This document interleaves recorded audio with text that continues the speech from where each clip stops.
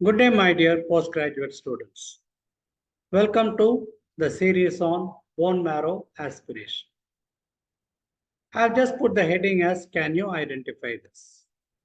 It is in fact a continuity of some class that we have already seen. Here you are finding an infant with a severe anemia, and on examination there is also some digital abnormality, probably an absence of thumb or so. So what can be your probable guess? It is a diamond black fan syndrome. What is this diamond black fan syndrome? It is a congenital pure red cell aplasia. It can be autosomal dominant, recessive, or sporadic. Familial in most cases. And 90% is diagnosed within the first year of life. So if a history is given, it shall be thus. There is an intrinsic defect in the RBC, and there is also early apoptosis. Please remember, aplastic anemia means it will be erythropoiesis, leukopoiesis, megakaryopoiesis, all are suppressed. But in this, it is initially only the erythropoiesis that is suppressed. The anemia is macrocytic, and there can be a reticulocytopenia because of the absence of RBC precursors. Otherwise, the bone marrow is normocellular. There is a compensation by means of the megakaryopoiesis and leukopoiesis. And there is a small trick in it. It can be associated with thymoma or may not be associated with thymoma. Initially, it will be a pure red cell aplasia. Later on, it goes in for a bicytopenia or even an aplasia. So this is the criteria. Age I had already mentioned, less than 1 year. There is a macrocytic anemia and reticulocytopenia, normocellular marrow. The major supporting feature will be the gene mutation in the classical DBA, diamond black fan anemia.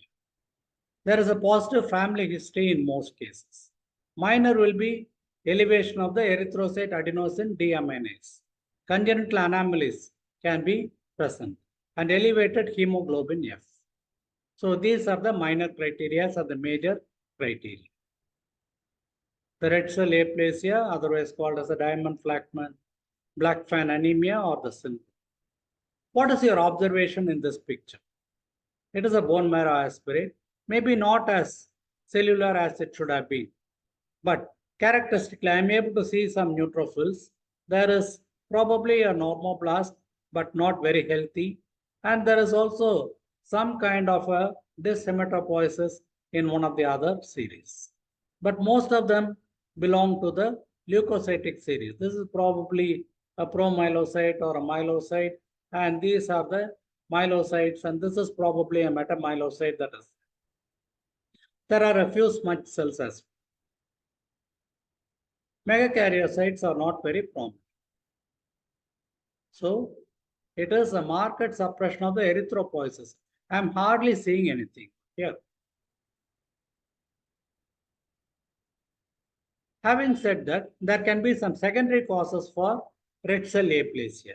And this is an elaborate list of disorders which you people can go through. And always remember, when there is a long list, remember what you can. So it can be because of leukemias or a Hodgkin's lymphoma, non-Hodgkin's, Castleman's disease, Waldenstrom's, macroglobulinemia, and many of the carcinomata. Also, it can be because of viral infections. Parvovirus is very notorious for all these things. And any of the drugs, or there can be pregnancy, deficiency of riboflavin, etc. So these things you people can have in mind. There can be a secondary pure red cell aplasia. So there can be a thumb malformation, growth retardation, and craniofacial deformities. Anemia, as I told you, is macrocytic with elevation of the hemoglobin F. So this is what we had seen. Eventually, it can go in for a pancytopenia and aplastic anemia. I would like you people to kindly appreciate this. This is a normal peripheral picture, and I'm finding the macrocytes. Some of them are even macroovalocytes. Probably there has been a deficiency of folic acid that is it. But in this case, I am finding the myeloid predominance. And even in the megakaryocyte, there is some kind of a lobulation that is made up. But there is a classical suppression of the erythroid series. Sometimes, look at this one, there is a blibbing over here.